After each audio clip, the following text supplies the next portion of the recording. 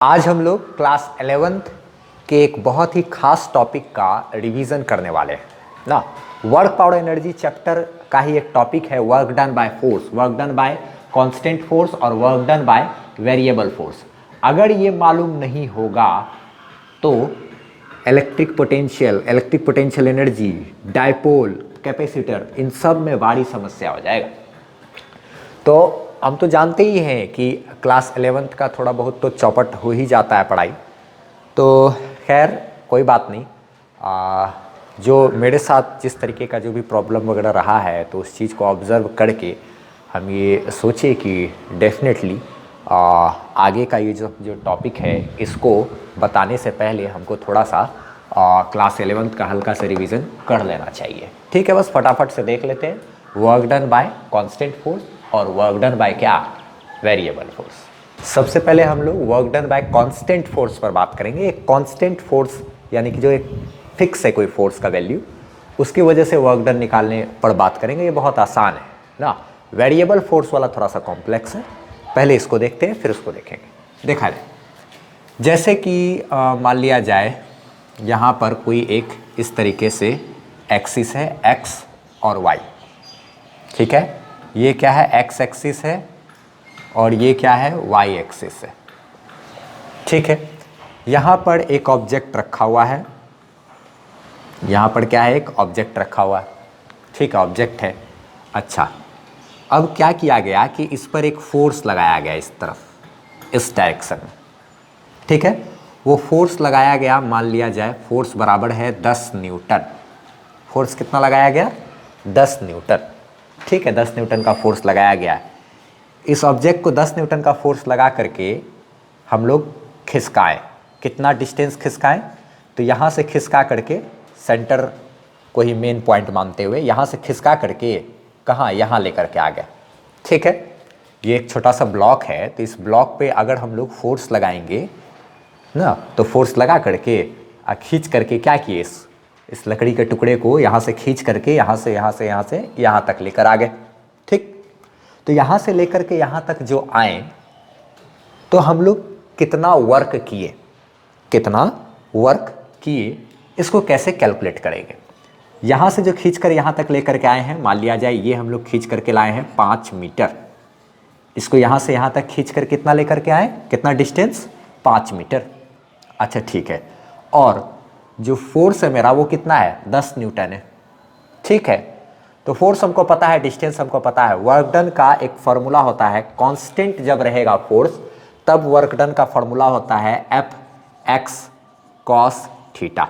जब work done constant force constant रहेगा तब ये काम हम लोग करेंगे, ये फार्मूला का यूज़ करेंगे। फोर्स का जो वैल्यू है वो कितना है, 10। अच्छा ठीक है, डिस्टेंस कितना खींचा है हमने, 5 मीटर। ठीक है, अब रही बात कॉस थीटा की, तो ध्यान रखना है कॉस थीटा में ये जो थीटा है ना, ये थीटा होता है इस फोर्स और ये जो डिस्प्लेसमेंट हमने जो खींचा इधर ना, डिस्प्लेस जो हुआ इधर, डिस्प्लेसमेंट और फोर्स के बीच का एंगल होता है। तो हमने फोर्स तो इधर लगाया एक्स एक्सिस के तरफ, ये ब्लॉक किधर डिस्प्लेस हुआ है, ये ब्लॉक भी उधर ही डिस्प्लेस हुआ है। तो फोर्स और डिस्प्लेसमेंट दोनों एक ही डायरेक्शन में है, एक ही दिशा में है। तो दोनों चूंकि एक ही दिशा में है तो दोनों के बीच का जो एंगल है वो एंगल कितना होगा, 0 डिग्री, कॉस 0 डिग्री। अच्छा ठीक है, कॉस 0 डिग्री। तो अब उसके बाद जो वर्क डन आएगा मेरा, वो वर्क डन कितना आएगा, फोर्स का वैल्यू फिक्स है यहाँ पर, पता है हमको ना। कितना हो जाएगा ये 10 इंटू क्या, 5 इंटू कॉस 0 का मान क्या होता है, 1। अच्छा, तो 5 इंटू 10 ये कितना हो गया, 50, इतना जूल आंसर। एकदम सिंपल। ये तो कांस्टेंट फोर्स के द्वारा जब भी आपको वर्क डन निकालना हो तब इस तरीके का फॉर्मूला यूज करेंगे हम लोग। कौन सा, वर्क डन बराबर एफ एक्स कॉस थीटा। बहुत लोग ऐसे भी पढ़े होंगे, वर्क डन बराबर क्या, एफ एस कॉस थीटा ना, फोर्स इंटू डिस्टेंस और क्या, दोनों के बीच का एंगल के साथ कॉस वाला टर्म। अच्छा ठीक है, एक और एग्जाम्पल देख लेते हैं, इस पे से आगे अब तुरंत बढ़ जाएंगे क्योंकि ये तो बहुत आसान है। अच्छा, एक और चीज़, जैसे ये इस तरीके से ऐसे सरफेस है ना, मान लिया जाए इधर क्या है, एक्स एक्सिस ही है, एक्स एक्सिस ही है उधर। अच्छा ठीक है, अब एक काम करते हैं, यहाँ पर एक ब्लॉक रखे हुए हैं, ठीक है, एक ब्लॉक है, अच्छा ठीक है ब्लॉक है। अब इस ब्लॉक को क्या किए, इधर फोर्स लगाया ऐसे करके ना, क्या किए उधर फोर्स लगाए, फोर्स लगाए उधर, और फोर्स बराबर है मान लिया जाए कितना भी ले सकते हैं, मान लिया जाए कितना 50 न्यूटन फोर्स लगाए उधर, ठीक। अच्छा एक चीज़ देखा जाए, जब भी हम इसको क्या करेंगे, अगर उधर फोर्स लगा करके ऐसे खींचेंगे तो क्या ये उठ करके ऐसे थोड़ी चला जाएगा। ये मान लो ये एक धागा है, धागा से बांध दिए हैं, या रस्सी है उससे बांध करके ऐसे करके खींच रहे हैं, तो जैसे ही खींचेंगे तो ये क्या हो जाएगा, ये ब्लॉक मेरा आगे खिसकेगा, ये ब्लॉक मेरा क्या होगा, आगे खिसकेगा ना, ये क्या होगा, आगे खिसकेगा। तो ये जो डिस्प्लेस होगा वो डिस्प्लेस किधर होगा, इस डायरेक्शन में। डिस्प्लेसमेंट जो आएगा वो किधर होगा, इस डायरेक्शन में ना। एक हम छोटा सा कोई चीज़ ले ले अगर एग्जाम्पल के लिए, जैसे कि यही चीज़ है ना, इसको अगर रस्सी से बांध ले इस तरीके से और क्या करें ऐसे करके खींचेंगे तो क्या होगा ये, हाँ ये हल्का से ऐसे उठा, लेकिन आगे जा रहा है कि नहीं, किधर जा रहा है, आगे। अच्छा ठीक है, तो उसी तरीके से यहाँ पर इस डायरेक्शन में हम लोग क्या करेंगे, फोर्स लगाएंगे, तो ये क्या हुआ, आगे भागा। अच्छा ठीक है, यहाँ से खिसका करके इसको मान लिया जाए हम लोग यहाँ तक लेकर के आ गए, कितना मीटर, मान लिया जाए हम लोग खिसकाए हैं 4 मीटर, कितना डिस्टेंस खिसका दिए 4 मीटर। तो फोर्स तो इधर है और डिस्प्लेसमेंट क्या है, इधर, इधर यानी कि क्या, डिस्प्लेसमेंट मेरा क्या है, उधर है, उस डायरेक्शन में है। अच्छा ठीक है, डिस्प्लेसमेंट मेरा उस डायरेक्शन में और फोर्स मेरा क्या है, उस डायरेक्शन में। और कितना डिस्प्लेस किए हैं, x बराबर 4 मीटर, x बराबर कितना 4 मीटर हम लोग क्या कर दिए, डिस्प्लेस कर दिए, और फोर्स क्या है उधर 50 न्यूटन का लग रहा है, ठीक है। यहां पर देखा जाए तो डिस्प्लेसमेंट और फोर्स के बीच का जो एंगल है ये क्या है, एंगल थीटा, एंगल क्या है, थीटा। अच्छा ये एंगल मान लिया जाए हम लोग दे दिए 60 डिग्री, एग्जाम्पल के लिए यहां पर क्या ले लिए 60 डिग्री। अब अगर बोला जाए कि वर्क डन बताइए, तो वर्क डन बराबर क्या फॉर्मूला लिखते हैं, एफ एक्स कॉस थीटा ना। तो फोर्स का जो वैल्यू है, फोर्स का वैल्यू तो हो गया मेरा 50, और जो डिस्टेंस है मेरा, वो डिस्टेंस हमने कितना मीटर खींचा है, 4 मीटर। अच्छा ठीक है, उसके बाद कॉस थीटा की बात करें तो एंगल कितना लेना है हमने, कॉस 60 डिग्री। अच्छा तो 50 इंटू 4 ये क्या हो गया 200। अच्छा उसके बाद कॉस 60 डिग्री का वैल्यू कितना होता है 1/2, तो ये 2 से 200 कट जाएगा, तो ये आएगा कितना 100, इतना जूल आंसर। क्या, तो सिंपल सा चीज है, फोर्स और डिस्टेंस के बीच में, डिस्प्लेसमेंट के बीच में अगर एंगल दिया रहे या नहीं भी दिया रहे, मेनली फॉर्मूला जो है वो तो बस क्या यूज करना है हम लोगों को, F x cos theta, F x cos theta. कब, यहां पर जब फोर्स का वैल्यू फिक्स रहेगा तब, है ना। फोर्स का वैल्यू यहां पर 10 है तो 10 ही है, ऐसा नहीं कि 10 बदल रहा है, ऐसा नहीं है। यहां पर फोर्स का जो वैल्यू है वो क्या है, फिक्स है, ठीक है। तो यहां पर हमको क्या करना था, क्या किए हम लोग, F x cos theta formula को अप्लाई कर दिया, ठीक है। ये तो वर्क डन से चीज से संबंधित था, ये work done by constant force था, ये तो कर सकते हैं हम लोग आसानी से। लेकिन हम लोग को जो फोकस करना है मेन, जिसका कि भारी यूज होने वाला है आगे के कॉन्सेप्ट वगैरह में, फिजिक्स में, 12th के फिजिक्स में, वो होगा work done by variable force ना।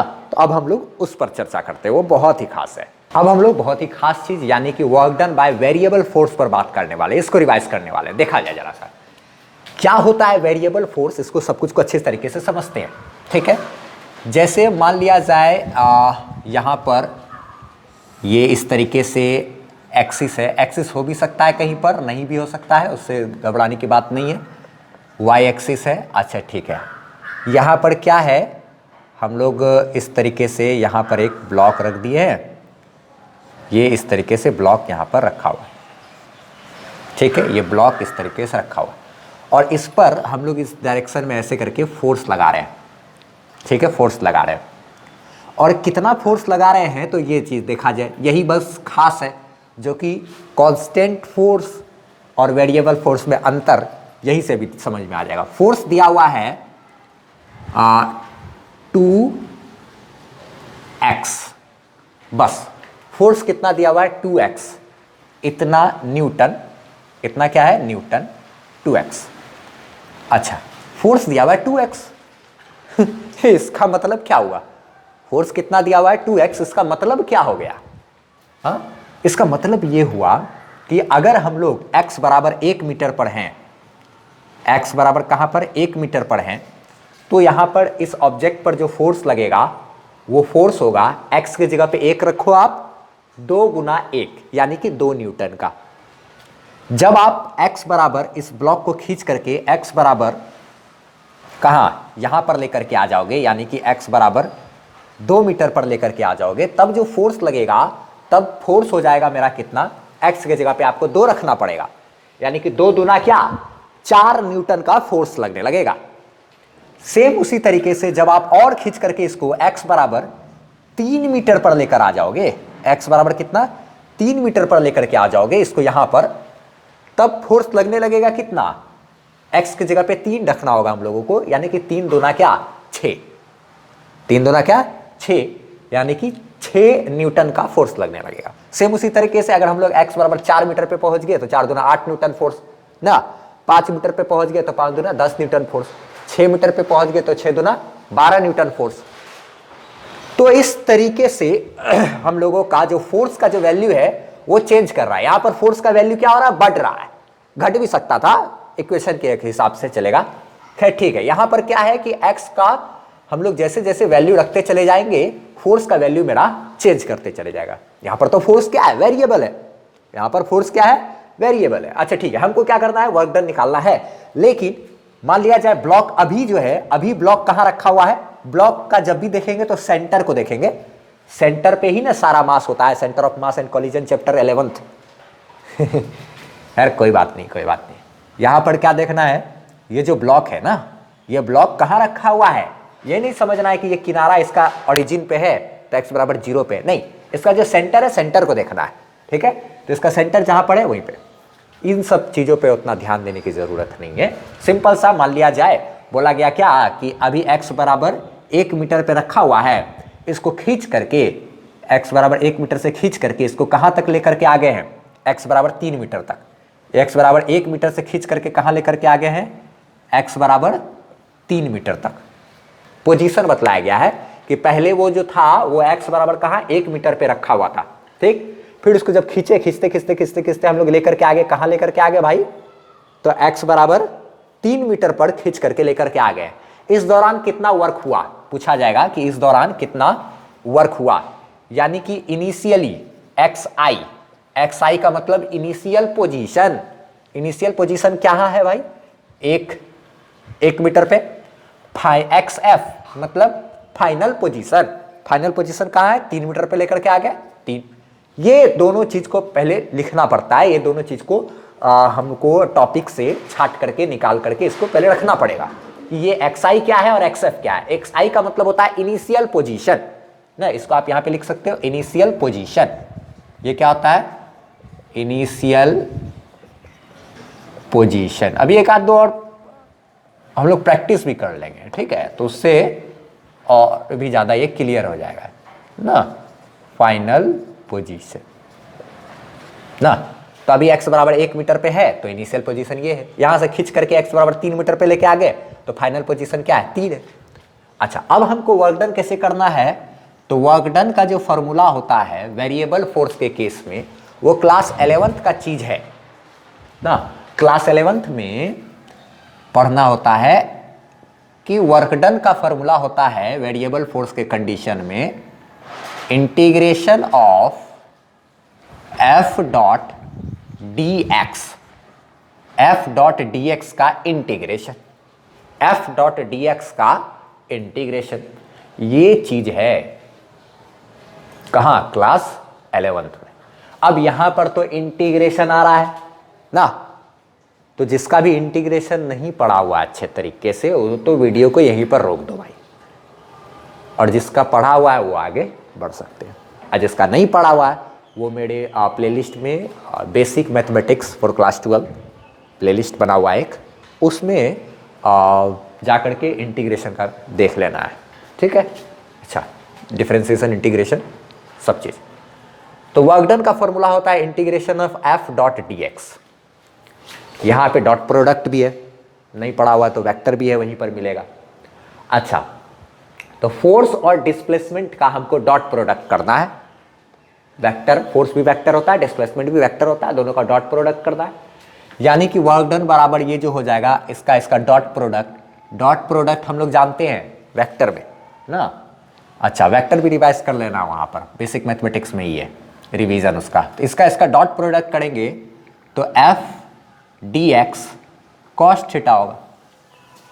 पहले जब भी डॉट प्रोडक्ट करेंगे तो वो क्या आ जाएगा, F D x cos theta. ठीक है।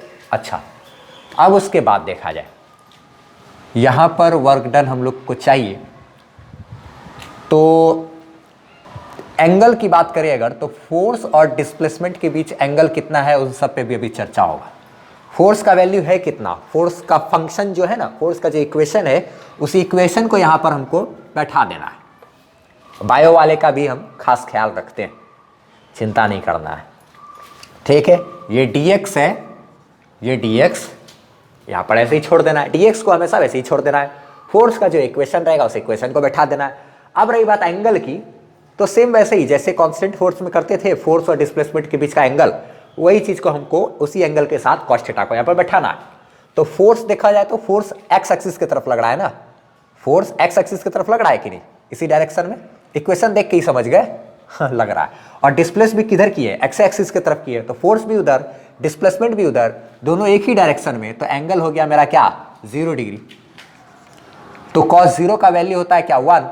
कहानी उसका क्लोज है, 1 इससे मल्टीप्लाई होके तो कुछ फर्क ही नहीं पड़ेगा। इंटीग्रेशन ऑफ 2x dx, बहुत लोग को समझ में आ रहा होगा, अच्छा हमको 2x का इंटीग्रेशन करना, लेकिन यहां पर ध्यान रखना एक बात कि dx के रिस्पेक्ट में हमको इंटीग्रेशन करना है। dx मतलब क्या, dx के हिसाब से करना है, यानी कि इस x के हिसाब से करना है। तो इस x का वैल्यू कहां से कहां तक है यह हमको पहले देखना पड़ेगा। x का मिनिमम वैल्यू क्या है, xi जिसको इनिशियल पोजीशन कहते हैं। मिनिमम का मतलब कम होना ही नहीं होता है। इस x का इनिशियल वैल्यू क्या है, इनिशियल वैल्यू यानी कि इनिशियल पोजीशन क्या है, ये x पोजीशन बतला रहा है या डिस्टेंस बतला रहा है। तो जो मेरा x है, ये x, इस x का इनिशियल वैल्यू पहले देखेंगे कि पहले ऑब्जेक्ट कहाँ था, फिर उसके बाद देखेंगे कि फाइनली ऑब्जेक्ट कहाँ पे चला गया। तो इनिशियली कहाँ पर है, 1 मीटर पर। कहाँ पर है, 1 मीटर पे। तो क्या करना पड़ेगा हमको, यहाँ पर लोअर लिमिट देना पड़ेगा कि ऑब्जेक्ट सबसे पहले कहाँ पर था वो लिमिट, उसके बाद फाइनली ऑब्जेक्ट कहाँ पर पहुँच गया वो क्या कहलाएगा मेरा, फाइनल पोजीशन, उसको यहाँ पर लिखना पड़ेगा ना। तो वर्क डन का जो फॉर्मूला होता है उसमें ऐसा होता है, xi से लेकर के कहाँ तक, xf तक, ऐसे इंटीग्रेट करना पड़ेगा। xi से लेके कहाँ तक, xf तक, xi से लेके कहाँ तक, xf तक। हम लोग xi और xf का वैल्यू जो है वो वैल्यू यहाँ पर ऐसे रख रहे हैं। ठीक है, वो वैल्यू क्या कर रहे हैं यहाँ पर, xi का वैल्यू और xf का वैल्यू रख दिए। अच्छा ठीक है, अब उसके बाद ये लिमिट वाला इंटीग्रेशन कहलाता है ना। जिसका इंटीग्रेशन नहीं पढ़ा हुआ वो गड़बड़ा जाओगे, इसलिए बेसिक मैथमेटिक्स वाले प्लेलिस्ट में जाकर के वहाँ से देख लेना है एकदम, तभी इधर आगे बढ़ना है। ठीक है, तो इसको अब कैसे सॉल्व करेंगे देखा जाए। हमको 2x का बोल रहा है इंटीग्रेशन करने के लिए, dx मतलब x के रिस्पेक्ट में, तो 2x का ही ना इंटीग्रेशन करना है, dx का मतलब x के रिस्पेक्ट में। तो देखेंगे कि यहाँ x के पावर में क्या है, x के पावर में कुछ नहीं, तो यानी कि क्या है, 1 है। अच्छा ठीक है, अब हम लोग इंटीग्रेशन करते कैसे हैं, जो पावर रहता है x के उसके पावर में 1 जोड़ते हैं और जोड़कर जितना आया उतना से डिवाइड कर देते हैं। तो 2 से क्या करेंगे, 1 + 1, ये 2 आया, 2 से डिवाइड कर दिए, ये इंटीग्रेशन मेरा क्या हो गया। अच्छा ठीक है, 1 से लेके 3 तक ये लिमिट को हमको इसी तरीके से यहाँ पर ऐसे 1 से लेके 3 तक इसको ऐसे ही बैठा करके रखना है। ये 2 और 2 अब क्या हो जाएगा, कैंसिल हो जाएगा ना। तो वर्क डन बराबर आ जाएगा x² 1 से 3 तक। अब हम लोग इसको आगे सॉल्व करते हैं। तो अब इसको कैसे करेंगे, जैसे वर्क डन बराबर है ये तो ठीक है, ये क्या हो जाएगा, एक बार x के जगह पे अपर लिमिट डालेंगे नहीं, तो 3 का स्क्वायर, फिर उसमें से घटाएंगे, इस x के जगह पे क्या करेंगे, एक बार लोअर लिमिट डालेंगे, यानी कि 1 का स्क्वायर। तो ये 3 तिया 9 में से ये क्या 1, यानी कि 8 जूल, इतना हो गया क्या वर्क। तो पोजीशन 1 से यानी x बराबर 1 मीटर से 3 मीटर तक अगर खिसका कर लेकर के जाते हैं तो वर्क डन मेरा कितना आया, 8 जूल। एक और इसी तरीके का प्रैक्टिस कर लेते हैं, जैसा कि हम लोगों को यूज़ होगा आगे चल करके कुछ कुछ, तो उसमें से कोई एक हम लोग प्रैक्टिस कर लेते हैं। अभी एक और देते हैं बनाने के लिए, पहले इसको कोशिश करना है खुद से और फिर हम अभी तुरंत बता देते हैं। अब एक सिंपल सा एग्जांपल देते हैं हम, देखा जाए जैसे कि f बराबर अगर दिया हुआ है मान लिया जाए 3x², ठीक। अच्छा, उसके बाद बोला गया क्या कि xi से लेकर के xi का बराबर है 2, मान है 2, और xf का मान है कितना 5, यानी कि x बराबर 2 मीटर से x बराबर 5 मीटर तक खिसका कर लेकर के गए हैं। अच्छा ठीक है, यहाँ तक खिसका कर लेकर के गए हैं। तो अभी तो ये फोर्स जो है x का फंक्शन है, तो फोर्स किधर लग रहा है x एक्सिस की तरफ, और xi से xf 2 मीटर से 5 मीटर की तरफ लेकर के गए, ये भी मेरा किधर है x एक्सिस की तरफ ही हो गया। जैसे कि अगर इधर x एक्सिस है और ब्लॉक को हम लोग क्या किए, ये f जो है वो किसका फंक्शन है, x का फंक्शन है, x बराबर 1 2 3 4 बढ़ाते चले जाएंगे तो ये फोर्स किधर उधर लगेगा, और डिस्प्लेस भी किधर से कर रहे हैं 2 मीटर से 5 मीटर की तरफ, यानी कि इधर ही कर रहे हैं। ठीक है, तो दोनों के बीच का एंगल क्या लेना है यहाँ पर 0 डिग्री। अलग अलग जगह में अलग अलग एंगल हो जाएगा, हम लोग प्रैक्टिस करते चले जाएंगे। यहाँ पर अगर बोला क्या कि वर्क डन निकालने, तो वर्क डन का फॉर्मूला क्या लिखेंगे हम लोग, सिंपल F.dx। अच्छा, और यहाँ पर xi से कहाँ तक, xf तक, तो फोर्स का मान है कितना 3x², फोर्स का वैल्यू, dx का वैल्यू, dx क्या हो गया x, इतना गुना इतना i इंटू क्या लिखते हैं cos थीटा, एंगल हमको 0 डिग्री लेना है क्योंकि फोर्स जो है x एक्सिस की तरफ ही लग रहा है, डिस्प्लेसमेंट भी हमने x एक्सिस में ही किया है। तो इनिशियल से फाइनल पोजीशन क्या है 2 से 5 तक, cos 0 का वैल्यू कितना 1। अच्छा ठीक है, 3x² dx, यहाँ पर एक और चीज़ सीख लेना है, 2 है 5 है। अच्छा, वर्क डन है तो वर्क डन निकालना होगा, तो यहाँ क्या करेंगे, ये एक कांस्टेंट टर्म है ना, ध्यान रखना है इंटीग्रेशन के अंदर में अगर कोई कांस्टेंट टर्म रहे तो उससे कोई फर्क पड़ता नहीं है इंटीग्रेशन को, इसलिए इसको इंटीग्रेशन से बाहर खींच लेते हैं। ये भी चीज़ हम लोगों को ध्यान में रखना है, सब ध्यान में रखना है। तो इस कांस्टेंट टर्म को क्या करेंगे, बाहर खींचेंगे, जैसे ही बाहर खींचेंगे तो कोई फर्क नहीं पड़ेगा इससे। अब हम लोगों को क्या यहाँ पे रहा 2 है और 5 है, x² और ये क्या है dx है। कांस्टेंट टर्म को हम लोग बाहर खींच सकते हैं, उससे कोई फर्क नहीं पड़ता है, गुना में ही रखना होता है उसको। ठीक है, 3, ये कांस्टेंट टर्म को बाहर, ये चीज़ हमको ध्यान में रखना है, यूज़ करेंगे हम लोग ये सब चीज़। अच्छा, ये x² का इंटीग्रेशन करना है, dx मतलब x के हिसाब से, तो x² का इंटीग्रेशन करेंगे तो x के पावर में क्या है 2 है, तो पावर में क्या करेंगे, एक जोड़ना होता है, जोड़ कर आया 3, 3 से डिवाइड कर देंगे। यहाँ पर हम इंटीग्रेशन नहीं सिखाना मेरा मकसद है, वर्क डन निकालना मेरा मकसद है। इंटीग्रेशन के लिए बेसिक मैथमेटिक्स का प्लेलिस्ट में देखना है, 2 से लेके कहाँ तक 5 तक, ये 3 तो ऐसे ही ठीक है। यहाँ पर बात करें अगर तो ये x³ बाई क्या 3, लिमिट मेरा 2 से कहाँ तक है 5 तक है, 3 ऐसे ही है मल्टीप्लाई में। अच्छा, अच्छे से लिख देते हैं, तो वर्क डन बराबर 3 इंटू, ये इसको कैसे सॉल्व करेंगे, x की जगह एक बार अपर लिमिट डालेंगे 5³ बाई 3 माइनस x की जगह एक बार लोअर लिमिट डालेंगे ना, तो इसको सॉल्व करेंगे तो ये कितना आ जाएगा, ये 3 3 कॉमन लेकर के बाहर निकाल सकते हैं और इस 3 से काट सकते हैं चाहे तो हम लोग। वर्क डन बराबर 3, ये 3 3 को बाहर खींच सकते हैं ना, मल्टीप्लाई में ये क्या हो जाएगा 3 और 3 है, ये कॉमन आकर के बाहर आ जाएगा, ये हो जाएगा 5³ माइनस 2³ अच्छा, ये फिर आगे कितना हो जाएगा, ये 3 और 3 मेरा कैंसिल हो गया, कॉमन लेकर के बाहर खींच लिए, 1/3 बाहर आ गया, 3 से 3 मेरा क्या हो गया कैंसिल हो गया। अच्छा ठीक है, 5³ वर्क डन बराबर 5³ 5 25 25 125 माइनस 2³ 2 4 2 8, ठीक है 8, ये क्या हो गया 117 जूल, इतना हो गया क्या मेरा आंसर। अब हम एक आध होमवर्क दे देते हैं, उसको बना करके उसका आंसर कमेंट सेक्शन में हमको बताना है एकदम फटाफट से। हाँ, ये वाला जो क्वेश्चन है इसको आप लोगों को सॉल्व करना है, ठीक है। इसमें फोर्स का फॉर्मूला दिया हुआ है कि मतलब फोर्स का वैल्यू दिया हुआ है, वेरिएबल फोर्स का 2x³ है, और इसको कहाँ से कहाँ तक खिसकाए हैं, x बराबर 2 मीटर से 5 मीटर तक खिसकाए हैं, ठीक है। इसका क्या आंसर आता है, वर्क डन कितना जूल आएगा, उसको कैलकुलेट करके कमेंट सेक्शन में बताना है। देखते हैं सबसे पहले और सटीक आंसर कौन देता है, ठीक है। जो भी आंसर सही देगा सबसे पहले उसका आंसर को पिनअप करके रखेंगे कमेंट में, इसको एकदम बनाना है। ये तो टॉपिक हुआ बहुत ही काम का चीज़। अब हम लोग इसके बाद जो है आगे पोटेंशियल एनर्जी वगैरह क्या बोलते हैं, डायपोल वगैरह सब कुछ सारा चीज़ को अच्छे तरीके से पढ़ सकेंगे, ठीक।